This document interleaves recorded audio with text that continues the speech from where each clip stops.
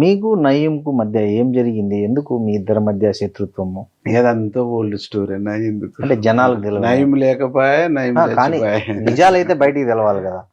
చాలా సార్లు ఇప్పుడు ఆయన బతికున్నప్పుడు అంటే ఒకవేళ ఏదైనా అనుకో, ఆయన లేదు. రాములన్న సాంబశివుడన్నను టార్గెట్ చేస్తున్నటువంటి క్రమంలో మేమంతా టిఆర్ఎస్ లో ఉన్నప్పుడు టిఆర్ఎస్ లో ఉన్నటువంటి వాళ్ళందరినీ ఫోన్లు చేసి బెదిరించి హుకుం జారీ చేసి ఆ నల్లగొండల వినాయకుడిని పెట్టినప్పుడు ఆడికి రావాలి, కొబ్బరికాయ కొట్టాలి, మీరు అటెండ్ కావాలి, లేకుంటే చూస్తా చేస్తా అని అట్లా చాలా సందర్భాల్లో ఇది చేసిండు. మీ పిల్లల్ని కూడా లేపేస్తా అని ఇంకా అంటాడు ఇంకా ఆయన అన్నప్పుడు. మీరు ఎట్లా దాన్ని ఫేస్ చేశారు? ఇక మేము ఒక 20 ఏళ్ళు విప్లవోద్యమంలో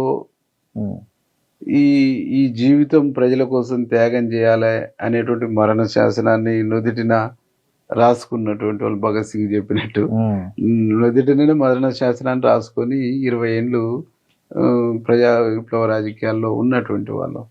కాబట్టి ఈ ప్రాణం మీద, ఈ బతుకు మీద, ఈ జీవితం మీద ఈ ఒక్క క్షణం కూడా తీపి ఉండదు వీరేశాన్ని.